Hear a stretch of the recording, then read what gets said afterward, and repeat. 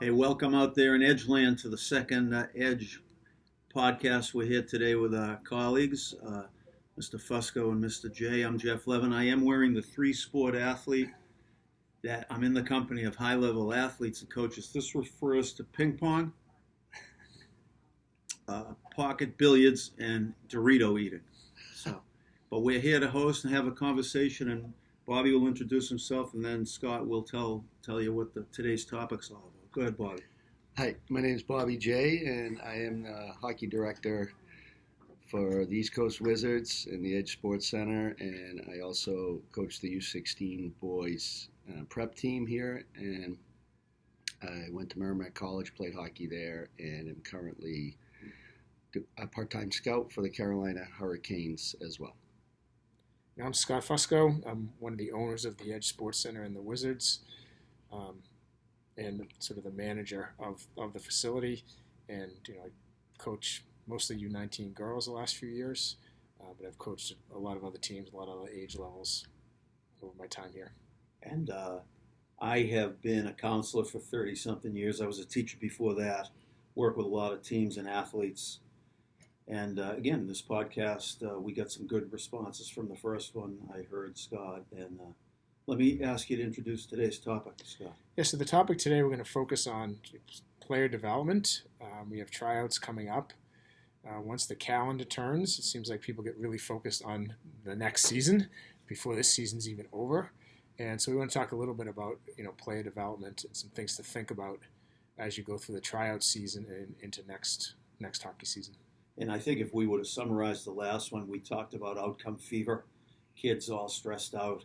I hope you'll go back and watch the first one, because there'll be logical connections between that, and I'm sure a lot of the stuff we say today will be related to what we said last couple weeks ago. For sure, because we talked, again a couple weeks ago about the pressure the kids are under. 3 days of tryouts ratchets that up for some people, and they feel their whole careers are based on the next 3 days when they're 10 years old, and it's just not the case.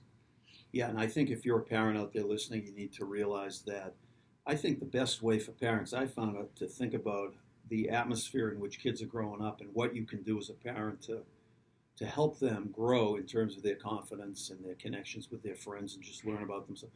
The best thing you can do is compare what it felt like to be a kid 20, 30, 40, 50, in my case 60 years ago, to what these kids are trying to navigate in terms of, I call it the overwhelming tragedy list. We talked about this last week.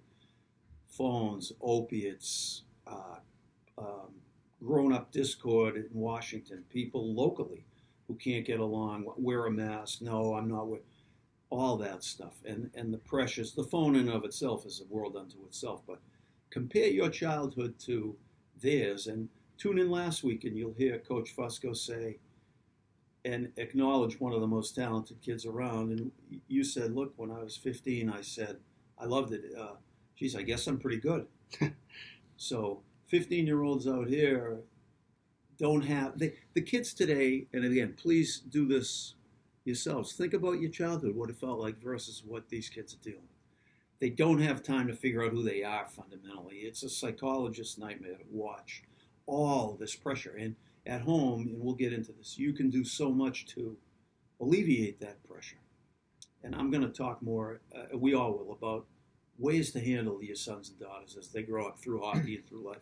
But what do you guys think is, what comes first in terms of, as you say, player development? Well, I think the biggest thing, though, to realize in most sports, but certainly in hockey, that player development's a long-term project, right?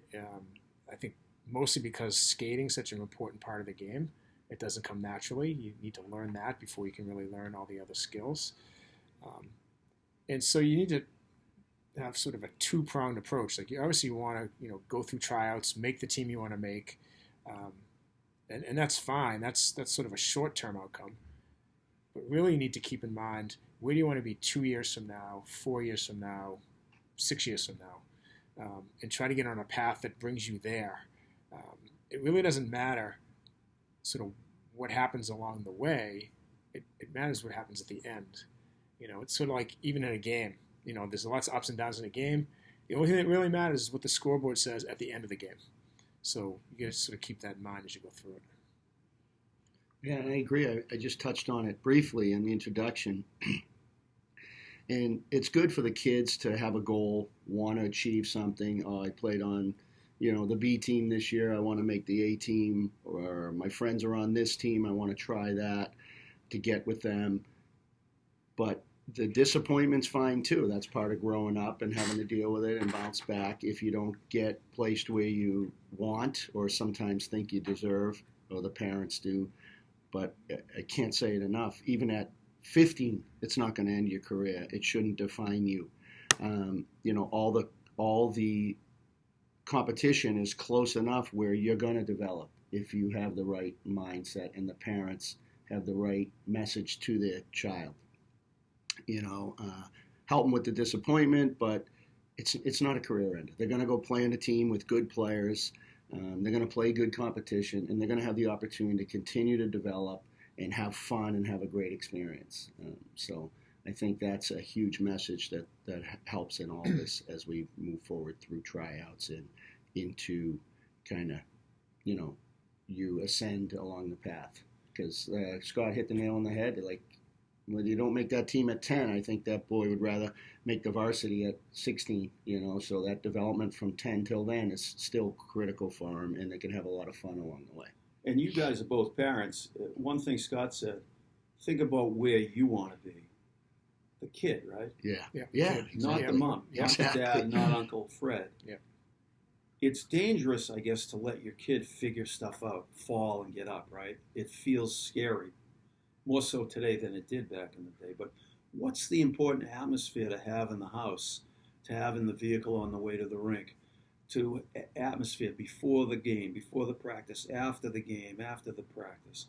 What kind of atmosphere do your parents want to establish out there? What would you guys say? Yeah, I mean, one of the things that's critical in development, and Jeff, you would know better than anybody, is you do have to fail, and adversity is not a bad thing. Like, you need to be able to overcome adversity. And sports is a great teacher because things happen in really short increments. You have a practice this week, you play your game, you don't do as well as you wanted to, you go back to practice, you play again, maybe you do better. Could be 5 days, 7 days, you get that feedback. Well, in a lot of life, you don't find out for 10 years, what you did, and by that point, it's really hard to change it. Okay. So, the journey is important. It's how you deal with things.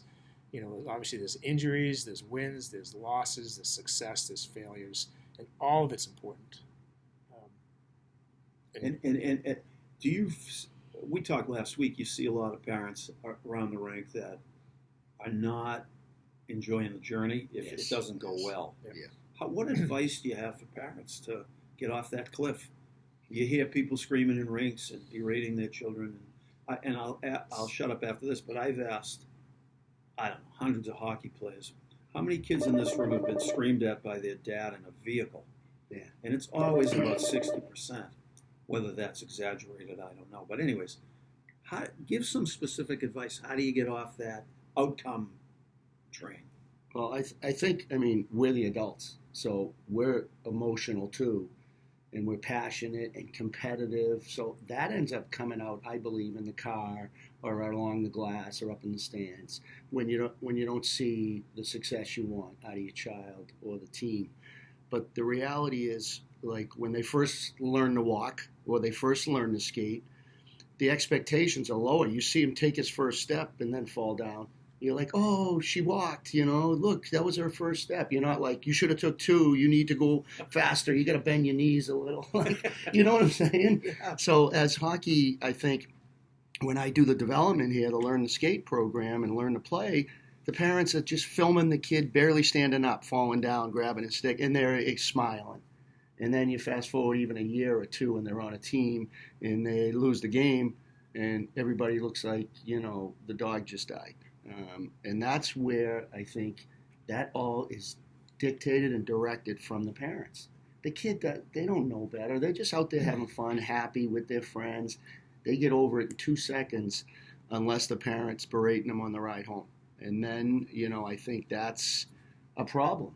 It's us as adults that need to temper our own emotion, and realize we're doing it for the kid. The kid's having fun. And even if, like Scott said, they're going to have disappointment, but it's better for them and us to coach them through that and help support them at 8, 9, 10, 11, even 16, as opposed to 25. Yeah. And as a parent, I mean, it's a hard thing to do, but you really have to take a step back Yes. and look at and recognize what they're playing for. You're talking about a squirt game or a peewee game. Like, it's not the World Championships. It's not the Stanley Cup Finals. The stakes aren't that high. They're there for fun. Of course you want to win. No one wants to lose. But, as long as you show up, you have fun, you give your best effort, it's just time to move on. And it's a hard thing to do, but you really have to sort of force yourself to have that perspective. How did we get from a place where now my brother coached at Wellesley High School, and there used to be one guy up in the stands that was screaming, and everybody else would say, "Hey, stop." Mm-hmm. Whereas these ratios have changed. How did we get here to this place where so many parents are worried about outcome? Did you guys have any thoughts about that? I don't know. I think it's one of those things that's probably just incremental. As things cost more and get a little more professional and the kids spend a little more time at it, it gets a little more important. And, you're moving it an inch at a time, but over 30 years, that's a lot of inches, right? Now it's hard to sort of wind that back. Did you guys play in travel teams like this? Did these exist 30 and 40? These teams were just starting when I was playing. So you played in Burlington. Burlington? Yes, I played in town youth hockey, right? Yeah. And these teams were just starting. Yeah. Yes. And you'd play for your school now. And I used to get asked to play on lots of tournament teams and club teams or select teams, whatever they were called back then. And I just didn't. I was happy playing in Burlington. My friends, I was doing fine, and just sort of took it one step at a time. I think a little of it too is, as parents, as we've grown, like when our parents, they were worried about work and kind of bettering our family situation. My parents weren't at the glass every day, mostly because they couldn't be, probably. They had to work. Right. Right. I think the parents, but we all want our kid to do better, and we want to, when we see where we have perspective or experience, or we see our kid underachieving in school, not caring about his homework, we want to push him to help him, better his own life down the road. And I think that's where we got a little out of whack. So it might come from a good intention at times. Oh, we see him not hustling or, not doing something they can, because I know a little bit about hockey. So I'm going to tell my kid, you should have been over there on that play. Because I know, because I've played a long time. But that gets out of whack. It comes from trying to help to being too much overkill, overpressure. I coached a game recently, and I see kids, coming back to the bench and looking up for their parents' direction at 14, and that's a problem. That's a problem for the kids, and that's a problem for the coach, because even if the parents are right, now you're trying to serve two masters and play a game at the same time, and that's very difficult. So that's the stuff I see. I think the parents have good intention, but what other observations do you guys have behind the bench in the room as to what parents are doing that's not helpful in detail, granular style? Okay, so they're up in the stands, the kids are there. What else is going on that's not serving? I mean, the kids this sort of gets in a larger point. As you're going through tryouts, you're trying to figure out what team to play on, what organization to play for, and it really comes down to the people you're involved with. Right? You need to pick the right people. As a coach, coaches have a huge influence on kids, positive and negative. Right? So you need to find coaches that know the game, are positive, build good role models, build self-esteem, but let them coach. Like, you telling them you shouldn't have passed there or giving them hand signals from the stands is not helping your kid. Like, you went to an organization for a reason. Assuming you like the coach you're playing for. Let them do their job and let them coach. And there's multiple reasons why You want to be involved with good people, obviously. You want your kid to be a good player. They spend a lot of time at it. So do you. But you also want them to be a good person at the end of the day when they're all done with this and we all retire from sports at different times. You want them to have good character, understand right from wrong, and all those things that are lessons the coaches teach. So undermining a coach, even if you don't think you're doing it, telling your kid, don't pass to Johnny is undermining the coach, right? So that's not helpful. What other things are you guys observing? Let's be frank with parents that want to watch this. If they don't like the advice, they should shut it off. Yeah. What else? Well, I do sincerely first think that's one thing we do a very good job of here is that we constantly send this message to the parents, to our coaches, to our kids, because we're on the ice with them all for skills and see them here, is about being a team player, moving the puck on time, like playing the right way, good sportsmanship. So that stuff, that message I feel here is strongly supported consistently, which helps us. But a thing that is a problem, answer your question, is that when a parent talks badly of another kid on the team, or like Scott said, well, that kid's, you give it to him and then, or her, the play dies, you can't pass to her, she can't do it. There's just no positive in that whatsoever. That's your own frustration. Like, why would you feel the need to tell a 12-year-old that? Or even a 16-year-old. And you're also teaching your kid to make the wrong play. Right. If the play's there, make the play. Right. Don't look that player off and then try to force a puck over here, which is probably a turnover, and it's going the other way. You should have passed it to Janie over here because she was open. Right, and if you care about Janie's development, maybe Janie will screw up, but maybe back in practice, Janie gets... Right, 2 years from now, Janie might be looking at your kid and looking them off. Like, they develop at different times. And that's why we do hear the message, well, my kid needs to play with better players and this, these things, even from some of the best players. And my answer to that always is, I'm guessing Sidney Crosby was better than every single kid he played with growing up. And he seemed to develop okay. So, you'll be okay if you play with players that, whether your parent feels or, in fact, are inferior to your skill level, learning to play with them, helping them become better players, is critical. You think David Pastrnak played every guy on his line his whole life was as good as him? I'm going to tell you right now, not a chance. There were probably kids along the way, maybe even at 17 that David Pastrnak played with that couldn't handle his passes. But he still developed, and that's part of the game. I want to ask you guys about a bumper sticker question. But David Pastrnak and who you play with, everybody in sports, when they get in our age, says, and you said it last week, Scott, you don't remember the game against Cornell, that you remember your friends, and you remember the lessons and the character and the fun. So if you're gonna look off Janie because you think she stinks at hockey, what are you doing? Yeah. But what would the bumper sticker say if there is a dad out there or mom watched this first one, listening to this one, thinking, wow, I got to make some changes. What is the essential bumper sticker that lady or that man should put on the inside of his eyelids to help his kids? How do you reduce it? I would say maybe something like enjoy the journey. It goes by fast. I have 3 daughters. One of them's still playing soccer in college. The other 2 are out.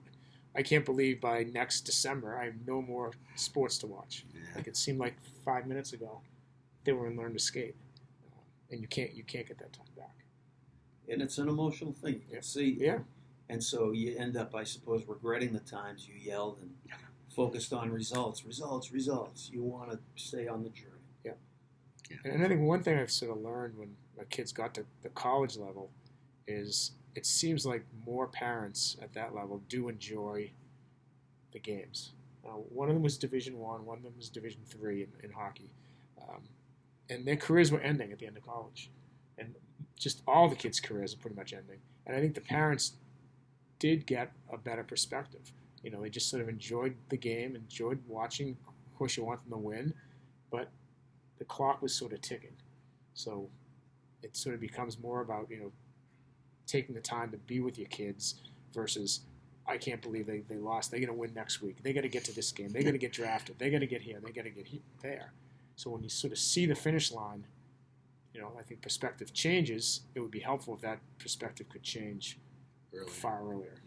So focus on the journey. What would you say? Something similar? I'd probably say I love to watch my kid play. I love to watch my kid play. You don't have to say only when he wins, or only if she has 2 and 2. Like, I love to watch my kid play because she's doing something she loves. She's succeeding. She's failing. She's doing it with a group of her friends or teammates, and I get joy out of seeing that for her. I think that's a good message because it helps temper some. Again, like I said, I'll speak for myself. I at the lower levels, I can see the plays 5 seconds before the kid's on the ice, just through experience. But I don't let that ruin my experience when they don't make that play. Like, they're little kids. I probably didn't make that play when I was that age. So that I have to, at times, program myself or to help manage some of the, when your expectations do get out of whack a little. Because, again, we're competitive as adults, too. And we're always pushing for the best for our kid.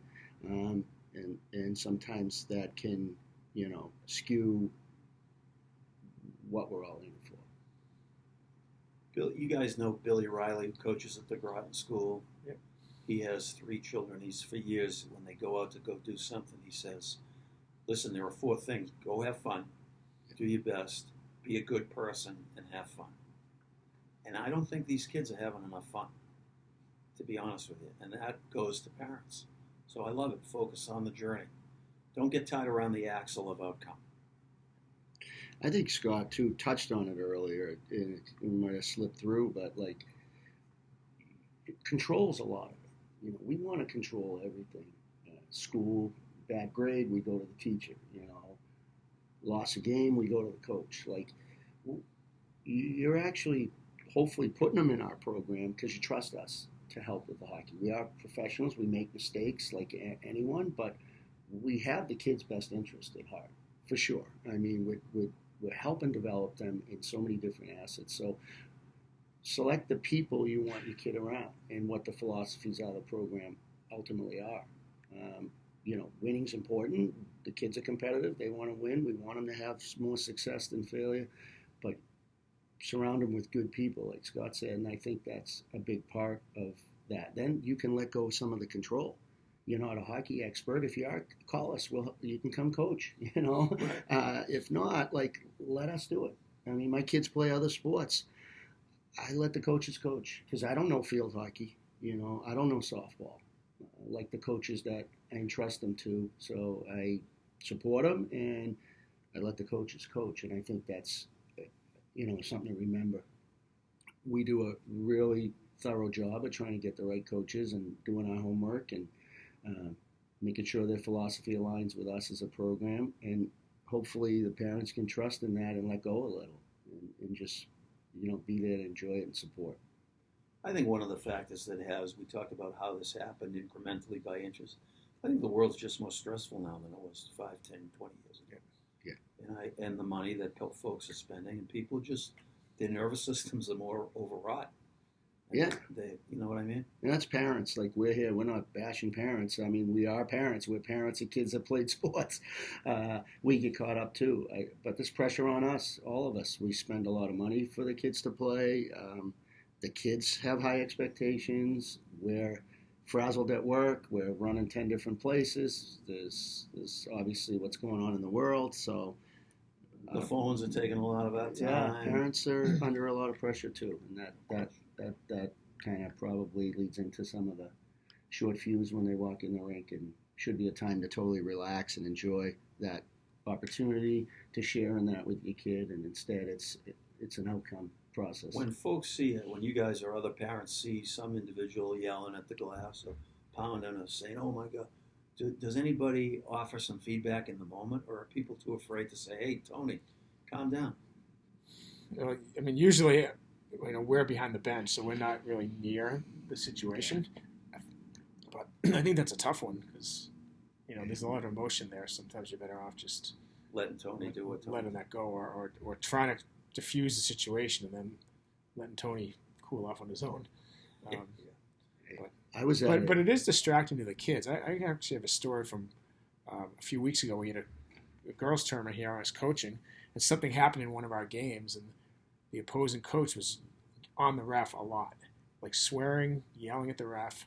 And I had 3 players. No, these are high school juniors and seniors. 3 of them turned to me on the bench and said, "Coach, I'm so glad you don't act like that, because this is so embarrassing. We would be so embarrassed sitting on the bench if that was going on." And this individual's using the F word and the S Yeah. word with this official. Yeah. The And- official's making $90 to come down and referee a game. And of course, nothing changes. The calls don't change. It doesn't get any better. But it goes back to sort of the people you associate with. These people are influencing your kids, and so you got to remember that. I was this fall. I was at my daughter's soccer game in Boston, and there was a Pop Warner football game going parallel to the field. They shared a huge turf field, but the soccer was on one side. There was no divider in between, and then the football field was about 20 yards to the side. I think maybe tops they were 8th graders, 6th to 8th grade. There was a full-blown, empty the stands brawl in the middle of this field. So much so it carried into my daughter's soccer game, 13-year-old girls. They had to get the girls off the field. At least 7 police cars came. The parents were fighting on the field. I mean, it was the craziest thing. I've seen some crazy stuff, and it was a Sunday afternoon, beautiful fall day, and just literally they came out of the stands and they were brawling in the field. And I thought to myself, this is like, how crazy is this? This is a major. I mean, it occurs to me there's so much discord in society now and stuff to really worry about, from climate change to everything. You would want to create an enclave for your kids to just have fun, Billy Riley style. Have fun, work hard, be a good kid. But it's easy to get swept up in all this. I don't know, Scott, what you told your kids going to the rink. That's what I seriously drive home. I try driving home with the teams I coach, but my own kids, I say, you try your best, be a good teammate, and make sure you have fun. If you do those 3 things, you can, even if you lose or the way you played, you can be a little disappointed, but at least those are things that you control and you get kind of a sense of satisfaction out of. Because they're going to lose some games. They're not going to play great. I mean, one of the things they talk a lot about at like professional level is, control the things that you can control, right? So that's your attitude, your work ethic, your coachability, your diet, your discipline, that stuff. Yeah, I mean, there's a lot you can't control. You can't control the refs. You can't control the other team. You can't control the other team's goalie. So you can just show up and do your best and play the right way. And then you just have to live with the results, because guess what? There's another team out there, and they're trying to do their best too. And sometimes they do better than you do. And I think the hard lesson as a parent, you really, in the end, you can't control the fate of your daughter or your son. No. You can't. They're little, you control more, but you gotta begin to let nor go. Nor do you want to. I mean, I guess it's all parents' desire to control the environment, but that's not how you learn. Like, you want to keep them safe, but that's not how you develop leadership. That's not how you develop resiliency. Like, they need to figure some of this stuff out on their own. It'd be interesting to ask you as dads, is there a story where your daughter, we're talking about 5 daughters, right, where your daughter learned a hard lesson? Do you have a story where she learned something the hard way? You wanted maybe to intervene, you didn't, she learned? Does anything come to mind? I'm putting you on the spot. Yeah, I mean, I have a couple examples. I think I'm the boys director here, but I'm obviously in the management. It's, under Scott, and, are involved in a lot of hockey decisions. And I've had to tell my daughter she's not on the team she wants to be on. U14, one year, almost every kid on a team made a different team. She, rightfully so, was held back, and she's crying to me, and, I have to tell her, like, this is the reasons why this is better for your development, and just let her feel that pain and understand. And also part of it was, like, you could have, did you work on your shot in the summer, outside in the yard? There's a net out there. My nephew lives next door. We had plenty of pucks, like, so that's kind of her, at that age, starts to become on her a little bit. And instead of me dragging her out there and saying, you're not you know, getting to go to the mall if you don't shoot 100 pucks, I put it on her. You want to get better, there's the pucks. If not, it's up to you.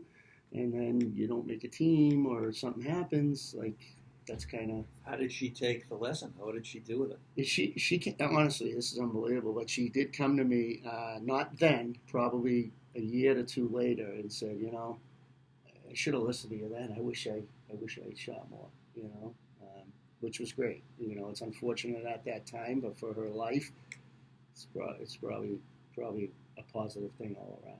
It's a great story. You got a story come to mind, Coach?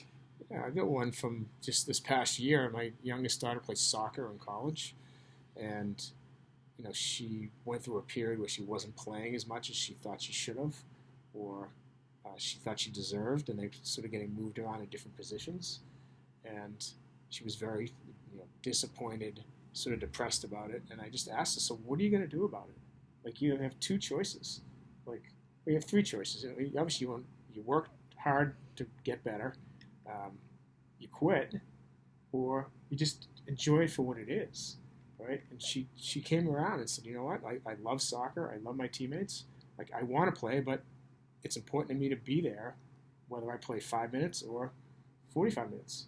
And she ended up having a much better second half of the season than the first, even though she probably played less, because sort of that attitude sort of switched to, you know, I'm going to take what I get and just enjoy being there. And she only has one more year to play, and I think she realized that too. You know, it's ending, and so instead of getting all stressed out about it, just do your best. So we're talking about focus on the journey and leave room for children to decide what they want to do and to learn from their choices. Well, I think we started talking about development, all these things of development too, and back to that, like, I talked to Scott about this morning, though. The more I think about it, it's the kid. The control thing is a non-factor. It's the kid that's going to matriculate their way to the top. It is. I mean, unless you don't let them out on the ice or on the field during their development years, but there's no vehicle to get there solely. The kids are the ones, and the individual, through whatever it is, perseverance, athletic ability, genetics, luck, you know, they're going to make it. They're going to make it. And, you know, as long as they're in a healthy vehicle, but there's a million of those. So, you know, I was talking to Scott, this Bill Belisle, who is the coach of, was the coach, he just passed away. This was on the news yesterday. Mount St. Charles, which is arguably the best high school hockey program. Peter's father. Yeah. So 42 years he coached. I just saw the news this morning on him. And he coached 30-something state titles. 26 years in a row they won the state title. And he had a total of 20 guys playing the national hockey. So I guess where I'm going with this is, so think of the amount of players he had there, and he only had 20. Now, 20 is amazing, but for 26 years straight state champion, like, those kids, where are all those other kids that went to Mount St. Charles, the best program ever? How come they're not all in the National Hockey League? And why is some kid from Moses Brown or, you know, Woonsocket High made it? You know, the vehicle's important, but the dream team you put your kid on doesn't assure you going to the National Hockey League. The irony is some of those dream teams, the top kids are on them, so they're going to get there. Anyways. Yes. So Well, the other irony, the more you let go, the more you give your kid a chance to be who she or he can be, right? The more you let go, you know, reasonably. Well, you don't let your 3-year-old cross 128, but obviously, but the more you let go, and it's hard. Yeah. And we hope these podcasts are reaching people. The last one had a few hundred views, so. And by the way, obviously, people know how to get in touch with these guys. They have my contact. Jeff Levin Coaching is the website. We'd love to get some parents on here, maybe some kids on here. And Scott, was there anything else you had that you? I'd like to ask him. We talked a little bit. Can you speak to a little bit about you know, the dream teams or a special situation? My kids. Yeah, one of the things I talk to parents about is, and we go through this every year here, is parents think either their kid's a special player or a certain team is different or special. And, you know, we'll get a call from a parent saying, look, you don't understand. This team's doing this team's doing that. Like, trust me, we've seen it before. Like we have, we've been doing this since 2005. Like we have 40 something teams multiplied by 15 or 20 kids on a team. We've seen a lot of players. We've seen a lot of teams. It's sort of the same thing over and over again. So we were talking earlier about how many, since Bobby and I were kids, so that was in the 80s or 70s, how many special players have there been in Massachusetts hockey? Like truly special players, not just guys that might have played some games in the NHL or guys that made it to Division I college. To me, those aren't special players. Those are good players. But you get a kid like Jack Eichel, who's a special player. Maybe Bobby Carpenter was in the 70s, special player. Yeah. So we're going back. You probably come up with a dozen, maybe, Tops, 20, if you really push the envelope. Out of 50 years. Out of 80,000 kids. Yeah. Whatever. Yeah. And so, like, maybe your kid is a special player. Odds are they're not. Odds are they're a good player that likes the sport, and maybe they can use it as a vehicle to do things that they might not have opportunities to do otherwise.